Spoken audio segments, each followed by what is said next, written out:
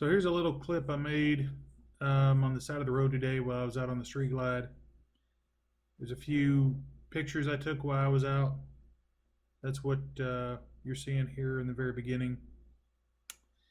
And after I got done with the video on the side of the road as I was riding back, I thought of a few more things, and I thought of some things that I hadn't given the bike credit for that I wanted to do as well. So I'll jump back in the end. After the main blurb with me talking, it's going to cut right into a short video of the bike just idling. So hopefully you can see the kind of exaggerated vibration that is going on, and I figured out what's going on with that as well. So we'll talk about that at the end.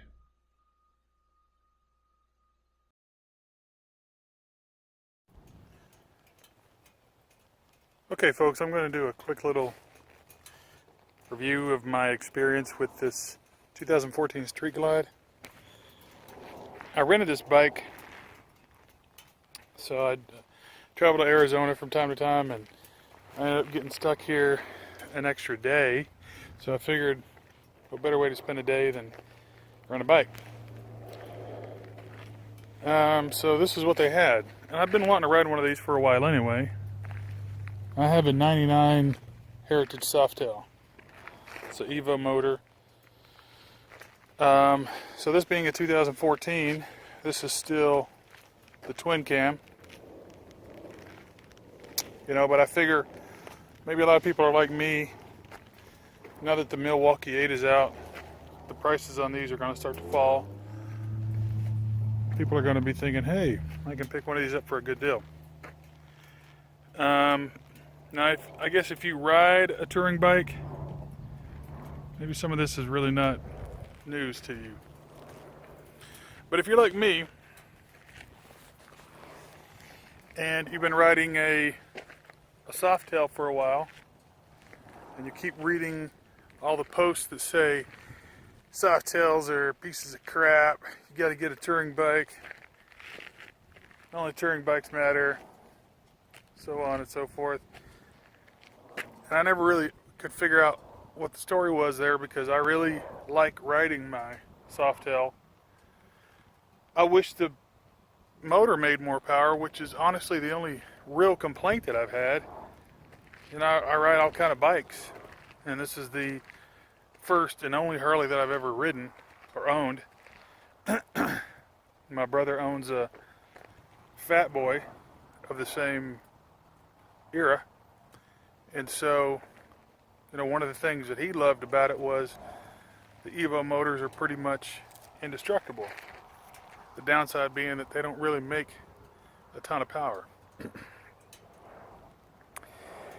But as soon as I rode his bike, I knew right away I wanted one because it's super comfortable.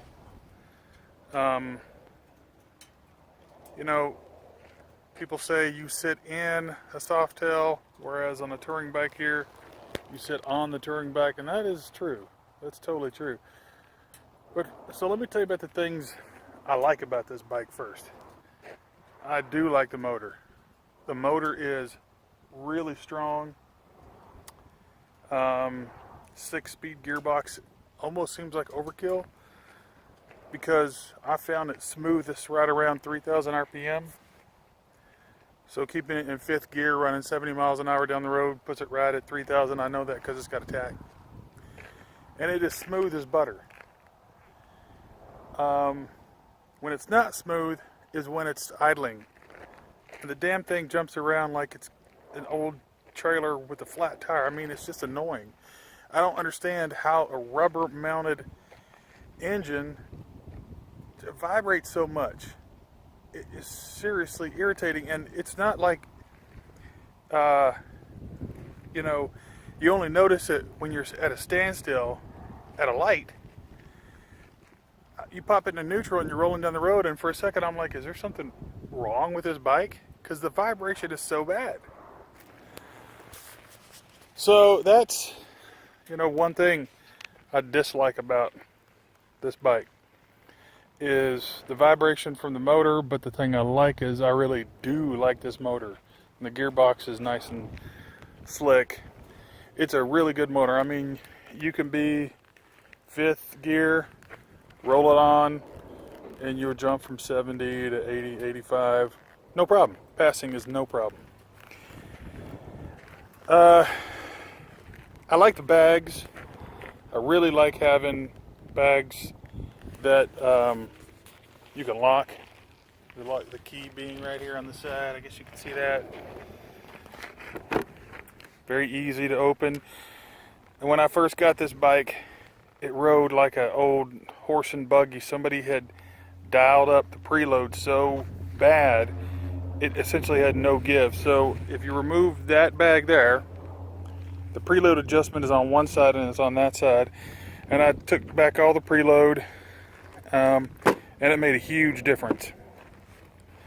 But that brings me to the next thing I don't like. And that is the general ride of the bike. I mean, removing all the preload made it rideable. And when you're going down the road on a nice smooth interstate, it is a really nice riding bike. It handles good. You know, you're taking long sweepers and it's handling them really well. I will say that about it. I think it handles better than my Softail at speed. Because the Softail kind of, you know, you sometimes feel like it wants to fall a little bit into a turn. But it's, I mean, I'm being a little bit nitpicky, but I want to have a fair comparison here. So I think the touring bike handles better than the Softail overall. But the ride on the Softail is just so much better. Whereas on this, you literally feel every crack in the pavement. The Softail, you're rolling down the road on a pillow. I mean, it's awesome. So that's one thing. The second thing, or the next thing that I hate, and I really hate it, is this stupid fairing. Or maybe it's not the fairing, maybe it's just this ridiculous wing, because that thing is placed in the perfect spot to ruin your ride. All it does is take nice clean air and turn it into shit air, and just you sit there. It's so bad if you get above 70 miles an hour, you almost can't friggin' see where you're going. Your eyes and head is vibrating, bouncing around so bad. When I leaned up on the gas tank, put my head in a clean wind, it was nice and smooth. So I don't know why in the heck Harley, well, I do know why. It looks neat, but it is terrible. It ruins the ride.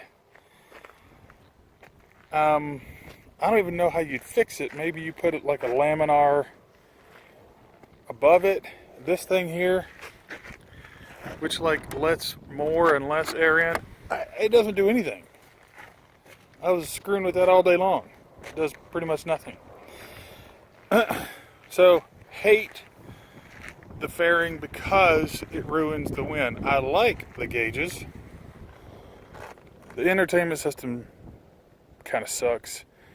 You can't turn the audio feature off as far as I can tell. You could turn it down, but that appears to turn the navigation down. I don't know. I haven't been with it long enough to really know, so don't take me at my word there. I really like cruise control a lot. And I'm going to have a video coming out later, shows you how I fit cruise control to my 99 Softail.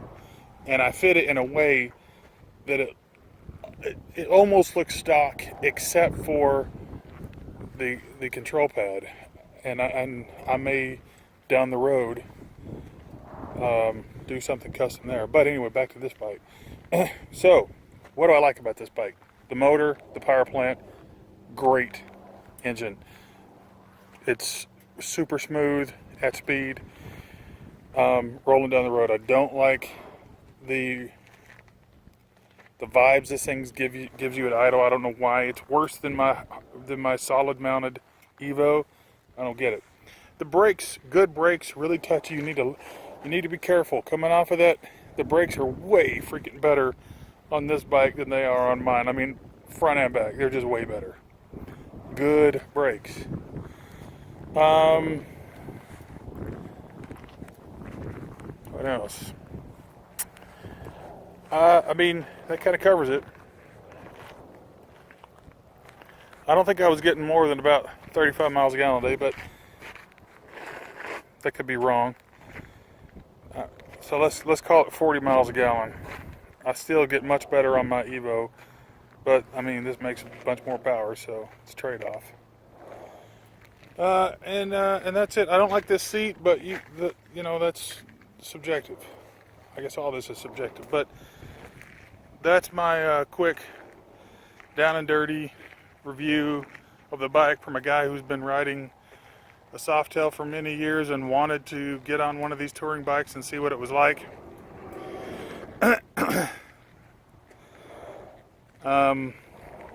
That's my opinion. For the first 80 miles, I actually hated the bike. I literally thought about taking it back and just, you know, giving up my money. But having been with it now for, you know, 200 miles, I'm starting to learn it. I'm starting to get its little quirkiness. If I hadn't ridden the Softail, if I hadn't had such a nice ride, I wouldn't be bitching about the ride. So yeah, if I were a guy that went from a touring bike down to an EVO bike, that would be a problem, because you can get addicted to the smooth, torquey horsepower here. But in summary, I won't be selling my Softail anytime soon. It's a great bike. Love it. It's got the big tombstone windshield. Super comfortable. And after I get cruise control on it, it'll be good for long rides too. Alright. Hope this helps. Take care.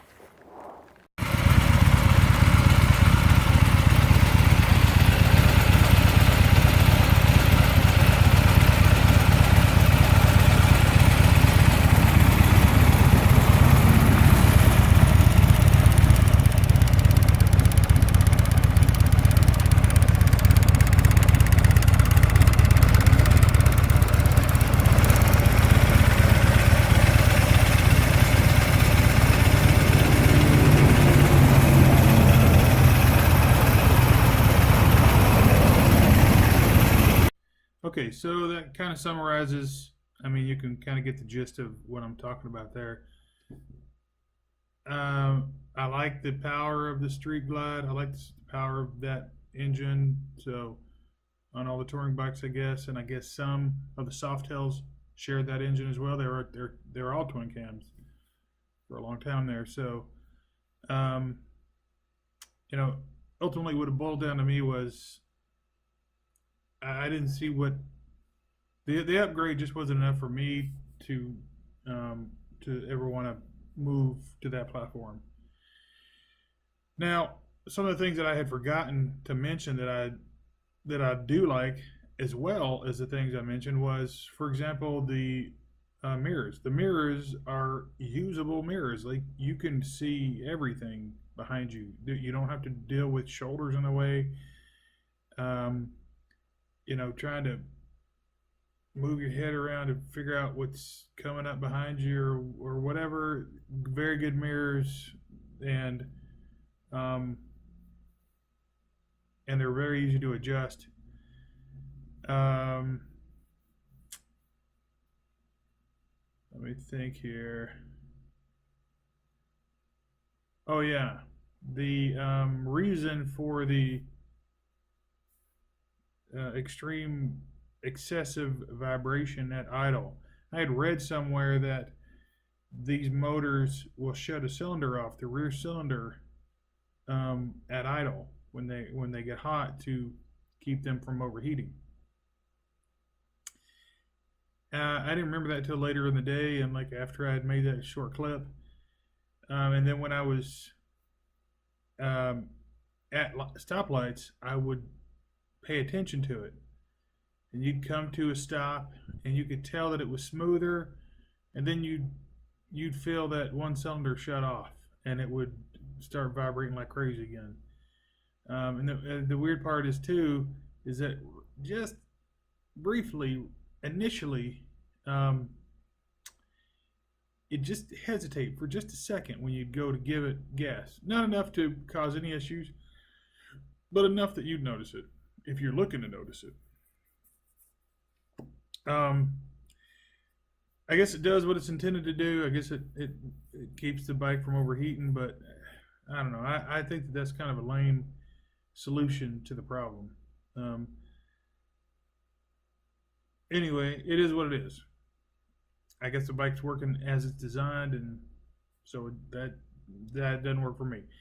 So the point of this video isn't to bash those bikes. The point is, if you're a guy like me who has been riding around in a EVO Softail for a long time and was thinking, hey, I've heard everything about touring bikes, and they're the cat's meow. I got to get me one of those. Go rent one and ride it around. And maybe the things that annoy me don't annoy you. And if that's the case, great. But I think I'm going to stick with my EVO Softail for a good long while. All right. Been good talking to you guys. Later.